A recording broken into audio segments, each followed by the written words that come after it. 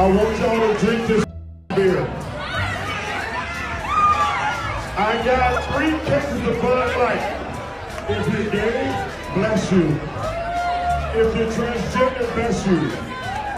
And if you have a problem with that, you. And the former NBA star Charles Barkley doubled down on his statement again. And let me tell you something. All you rednecks or hoes who don't want to drink Bud Light, y'all.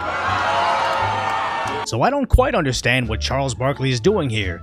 Yeah, he's trying to pledge allegiance to the LGBT community while simultaneously alienating his millions of fans that are boycotting Bud Light. But why is he defending Bud Light when the person that sparked the controversy is currently denouncing Bud Light as well? Which one shows how much Barkley doesn't understand how impossible it is to appease the woke mob, as supporting Bud Light yesterday may be slay queen, but supporting it tomorrow might be hate speech. But more importantly, it shows how much Charles doesn't understand the outrage against Bud Light. He somehow wants to infer that I, the person in front of you right now, is somehow a redneck. Because no one boycotted Bud Light when they released their rainbow bottles in 2019, or Bud Light's rainbow cans in 2022. No, it only happened when Bud Light stated they wanted to shed their frat boy branding and decided to feature a certain insufferable individual on their can that one day said they had to flee the country to feel safe but could immediately return for a festival the next week. Now the left wants to make you think that you're some sort of phobe if you don't want to celebrate this person as the next Beyonce. No,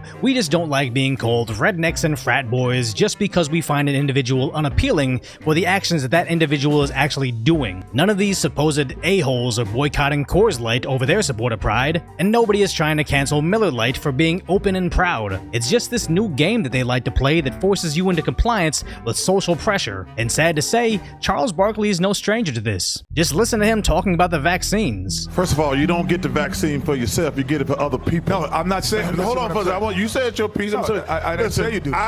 I got vaccinated. I can't wait to get the booster. You don't get vaccinated just for yourself. That's what bothers me about this whole thing. I think everybody should get vaccinated.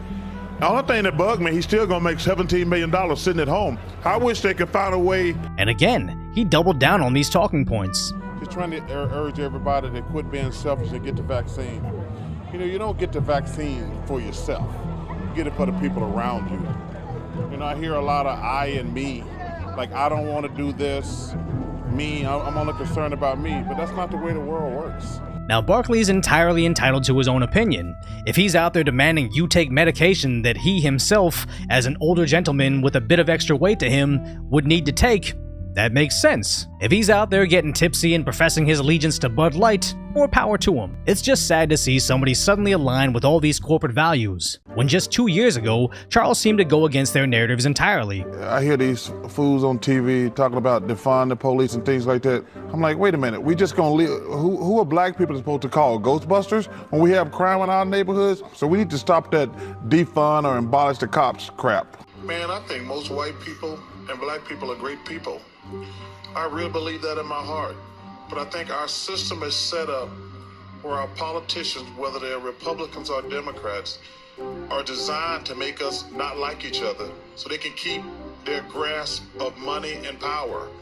They divide and conquer. I spent the day with the cops. The split-second decisions they have to make. They can do 95% of things correct and 5% screw up. And we spend a lot of time talking about 5% screw up. But that was definitely met with backlash online, where people told lies and didn't want to hear the truth, somehow bringing his race into the conversation, which really goes to show that they don't want you to be empowered to have your voice be heard. They only want you to have a platform if you're using your status to parrot their views, because they don't see you as an individual, they see you as their pawn. But at least back in 1993, Barkley told us not to listen to him. I am not a role model. Parents should be role models. Just because I dunk a basketball doesn't mean I should raise your kids. But since then, he's gone soft. So if you appreciate my concise, lighthearted commentary on what's really going on in the world, hopefully I've earned your subscription, then go check out the video on how Ben & Jerry's Bud lighted themselves on fire.